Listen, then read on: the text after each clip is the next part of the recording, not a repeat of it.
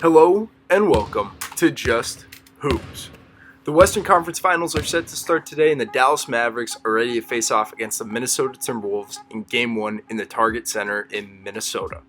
In this video, we're going to dive into this matchup, starting with the Minnesota Timberwolves after coming off a series victory versus the Denver Nuggets and first-round victory against the Phoenix Suns. The Wolves' stats are listed here, but to add some advanced stats to this, they're third in offensive rebound percentage, fourth in defensive rebound percentage. They're second in free throw rate. They have an offensive rating of 118.4 in the playoffs and a defensive rating of a 108.9 throughout the playoffs. Just complete dominance at both ends of the floor, really showing that they're one of the best teams left. Now on the flip side of the matchup, we have the Dallas Mavericks after coming off a series victory versus the Oklahoma City Thunder and a first round series versus the LA Clippers. Here are their traditional stats, but to show you some more advanced stats, they had a 115 offensive rating throughout the playoffs, a 111.4 defensive rating throughout the playoffs, shooting at 56.4% true shooting, one of the best offensive rebound teams, one of the better defensive rebound teams, and overall just winning tough series due to their grittiness at the defensive end of the floor. So now it's time to start diving into this matchup between the Dallas Mavericks and Minnesota Timberwolves, starting with potential matchups. So here are the starting lineups for both teams so far throughout the playoffs.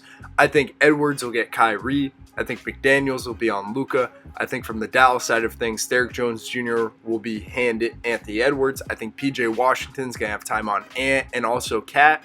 I think the bigs are going to match up, and that's going to be a big thing throughout the series, where the bigs are placed on the floor. When subs come in, I think Dallas has size to throw at them and versatility. I also think Minnesota could play small, play big, like Jokic said at the end of that series, that they can kind of do everything. So matchups are going to be massive throughout the series, and we'll dive into more of that as we get into the film. But with nothing further to do, here's the film breakdown. I feel it's only right to start this video with Minnesota's defense. They put a stranglehold on the Denver Nuggets and Phoenix Suns, and now we're going to the conference finals versus a completely different look. But throughout the first two rounds, you can see ball pressure is a major thing. This clip here kind of shows both things. They got Naz Reid at the rim showing how they put bigs at the rim, Gobert's in drop, and Anthony Edwards worked to stay on the ball, but they had no real help outside of the big man throughout this clip. And then once the ball gets kicked out to Jokic, everybody kind of stays home and they allow Gobert to be the primary helper on a drive. Ball pressure is a huge key through Minnesota's defense throughout the entire playoffs. In this clip here, you can see the switch up, poked it out, got the turnover, and dunked it at the other end. This clip here, you see how individual defense is a primary point. First, Kyle Anderson picking up early at half court, Anthony Edwards getting into Jamal Murray, staying with him regardless of what's happening, and really no help. If no help is needed, nobody will help for the Minnesota Timberwolves, but ball pressure is at the heart of everything that they're doing, allowing there to be heavy pressure at the ball. And then secondly, you can see that they rely heavily on their bigs behind the ball pressure. Gobert, Naz Reid, Cat, this group of guys is allowing the ball to be so active and activated because they know that they have a big body behind them, able to protect the rim. Here you'll see an example of their drop coverage. Naz Reid dropping, everybody staying home, Naz makes a play. Cat was following behind as the other big trying to stay and help. Here we have Gobert in drop. Gobert's trying to stay in front of the ball, and because of his size, he's able to make a play on a jump shot there versus Devin Booker. Ball pressure here by Nickeil Alexander-Walker, who has been terrific individually throughout the playoffs. Helped by the low man, X out, just showing an example of if there is no big at the rim, they're still willing and able to commit and make things tough at the rim and force jump shots. Here, rotate out, swing, swing, Cat sitting on the ball, size is at the rim, but really no help. They scram out Naz Reid to be the low man, and then the ball gets swung out. But overall, they're just trying to force tough contested jumpers and make things very difficult at the rim with size. And in this last clip of kind of team defense, you can see the ball is activated early. Guys are up into the ball. Nobody's really helping. Cat's ready to help if needed, 2-9ing the lane line. But because of the no help on the perimeter, Ant is able to make a play on a spray out from Nikola Jokic. Offensively is going to be more of like points of emphasis that they're going to have against the Dallas Mavericks. So in these first bunch of clips, you're going to see guys attacking closeouts, getting downhill, and playing out of the paint. Dallas packs it in. We're going to talk about Dallas's defense next. But overall, the way that they got to be able to get downhill, ball got to move quick, make the simple play, and guys got to be able to attack closeouts. And getting downhill, getting paint points is going to be massive throughout the series with their size advantage, their length advantage. Their size and length has given problems for everyone throughout the playoffs, and it's going to be a problem for Dallas to deal with also. But in these clips, you can see McDaniels getting downhill. You can see Cat getting downhill. Naz Reid getting downhill. We'll talk about Anthony Edwards. Mike Conley. Everybody on the perimeter has the ability to put the ball on the ground and make plays off the bounce, get downhill, get to their spots, and make plays happen. In these next few clips, we can have some points of emphasis. Here we get an Anthony Edwards post-up. This type of thing can cause rotations, can cause that early tilt Dallas does. Playoff closeouts, get downhill, make plays happen like that. And then in this next play, because of that early load, the closeout situations will happen, and you might have a same side thing. So here, Jokic is the early load, attack the closeout. Same guy has to close out to McDaniels, kick out to NAW. NAW gets a good look from three. Then to talk a little bit about ball screen emphasis, they're going to be playing against a lot of drop coverage and a lot of packed elbows and blocks. So getting downhill, trying to have more people in the lane than they should have is going to be huge. Kickouts, drives, just playing out of the same situations that we talked about earlier, but in a pick and roll setting. Same situations, same closeouts, same stuff like that will happen. One last point about the pick and roll is going to be the skip attacking the tag or plug at the rim. This play will be open with the way that Dallas plugs the paint early, loads the blocks and elbows. Look for that skip to be a huge point in this series. And the last thing offensively for the Minnesota Timberwolves comes down to Anthony Edwards.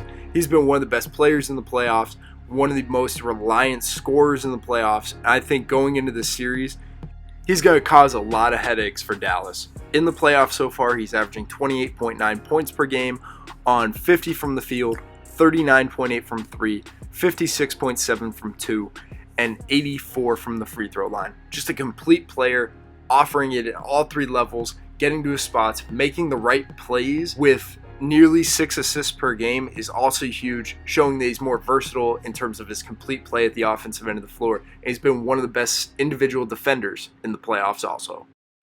Now, let's talk about the Dallas Mavericks and their defense throughout the playoffs thus far. Versus the Oklahoma City Thunder, they did a great job at loading the box, getting back in transition, making them work in the half court, and forcing a ton of tough twos, closing out, flying around, contesting threes, running guys off the line, forcing non-shooters to shoot it. But here's an example of what their loaded defense looks like. At the point of attack, Shea's trying to get downhill. PJ's doing a great job on Shea, but you can see blocks and elbows are loaded and Big is at the rim. Scrambling off, making Lively and Gafford the primary helpers has been a huge piece to the puzzle throughout the playoffs for the Dallas Mavericks, forcing a lot of tough twos like that one right there. Here's going to be another example off the pick and roll. Kick out. Guys are scrambling out. PJ Washington instead is at the rim because of the switch at the point of attack, and because there's a bigger guy at the rim, it just makes it a lot tougher for guys to make plays down there amongst the trees. Ball gets swung around, Lively's able to stay in front. Kyrie did a great job at stunting and recovering out to the shooter. This clip here, they're up in the point of attack. Guys are guarding their yard, switching 1 through 4 if they have to. But at the end of the day, they're trying to put the bigs in spots like there for Gafford to go make plays at the rim and not allow easy layups, dunks, and things of that nature. Their switching at the point of attack was massive throughout the first 2 rounds, specifically in the second round, kind of just zoning up and forcing OKC into a lot of tough contested jumpers and allowing guys that are non-shooters to become more of a threat from beyond the arc. They forced cold hands to shoot a lot of shots. They packed in the elbows and blocks. They put pressure on the ball. First pass away, they deny a little bit just to add more pressure. They did a great job in transition at getting back and getting set early. And then the automatic communication, switchability, and way that they positioned on the floor was massive at forcing a lot of these tough shots and allowing guys to be in position early rather than late and just loading up, making Shea, making Jalen Williams, making all the guys for the Oklahoma City Thunder and LA Clippers have to make plays against a loaded defense or a big at the rim. Going into the series against Minnesota, a lot of these clips you can see the big being at the rim. I think that the big on big matchup is going to be massive because both teams' big men cannot shoot it from beyond the arc, so you're going to be able to automatically scram off, load early, and be a helper from the start of every possession, which they haven't really been able to do, except Dallas showed a little bit of that against the Clippers, but the Clippers ended up going small for a good bit of that series, so it wasn't as easy for them. But you can see the switchability that they showed against OKC. Lively getting up in the ball, Gafford getting up into the ball and making plays. So the pick and roll is going to be interesting to see that development throughout the series against Minnesota. But overall, the big being at the rim is going to be the thing that Dallas is going to do. Load the blocks and elbows, zone up if you have to. But Lively and Gafford are going to be deep in that paint, making plays and making it difficult for Minnesota to get good shots at the rim consistently. In these last two clips, we'll look at non-switch situations in the pick and roll.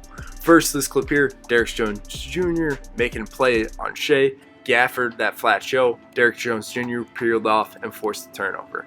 Here we're going to get a 77 look, Derrick Jones Jr. back into Shea. Then we get the switch with Luka on the first one, and Lively active in the drop, making a play, showing that they're going to be able to do a lot of different things in the pick and roll. Dallas's offense at its heart and soul starts and ends with the pick and roll. So these first bunch of clips will be Dallas's attack in the pick and roll. First there, Kyrie just going downhill, getting to his spot. Here, Luka playing against the drop, getting Lou Dort in jail behind him, and just going and making a play versus a big that's playing at a disadvantage. Here, we're going to get Kyrie coming off of a screen from Gafford, get downhill, have space against the drop, knock down the three. All of these things are going to be seen often throughout the series versus Minnesota with their bigs, typically in a drop. Cat sometimes shows, Nas is able to switch, but at the end of the day, even if they do those, they're able to attack off the short roll. At the end of the day, Gobert's going to be put in a lot of action, and guys like Derek Lively are going to have plays on hard rolls. Here, we're going to have a lob pass on the backside of the drop. Derrick Jones Jr. cuts that gap, and he's able to get the lob. And the part of their offense, which is going to be a challenge for Minnesota, is because Minnesota stays home, like we talked about earlier in the video. The gaps are going to have to be a lot more active against Kyrie and Luka. As you can see in these clips, them getting downhill automatically forces some rotations, and guys are going to get open looks. Dallas is shooting 36.6% in the playoffs from beyond the arc, and a lot of these clips, you can see the looks that they're getting are because Kyrie and Luka create so much gravity with the ball in their hands. The gaps are going to be loaded. And then on top of that, Dallas does a great job at putting Luka and Kyrie in one-way situations, so the help has to come off of corners or has to come from the nail, just creating that easy one more. Guys are able to go make plays, have great looks from beyond the arc, and knock them down. Another aspect to this is, if you show Luka and Kyrie multiple bodies, they already know where the ball has to go, and they're delivering it on time and on target to their teammates. They're a big reason why Dallas has produced so many good looks offensively. Yes, the pace has been a lot slower from them throughout the playoffs. They're grinding teams out defensively, but offensively, the looks are coming because they're willing and able to move the ball multiple times, spray it out, swing, and just try to make the right play, get the ball where it needs to be, and guys have time to go make plays, whether it means driving it one more like it was there by PJ to get Kleber a great look, but overall just doing different things like that. Another aspect of their offense I'm excited to see what they do is Luka post-ups. They're going to create a lot of pressure at the rim, force early rotations. I think it can be a big part of their offense. But at the end of the day, just being able to go make plays one-on-one against mismatches, force rotations, and get good looks for their teammates. This has a chance to be a great series between the Dallas Mavericks and Minnesota Timberwolves. I hope this video did a good job at covering a lot of the aspects you'll see both offensive and defensively from both teams. With that being said, I hope you guys enjoyed this video, learned something about both the Dallas Mavericks and Minnesota Timberwolves. For more content like this, please like, subscribe, and share, and we'll catch you in the next one.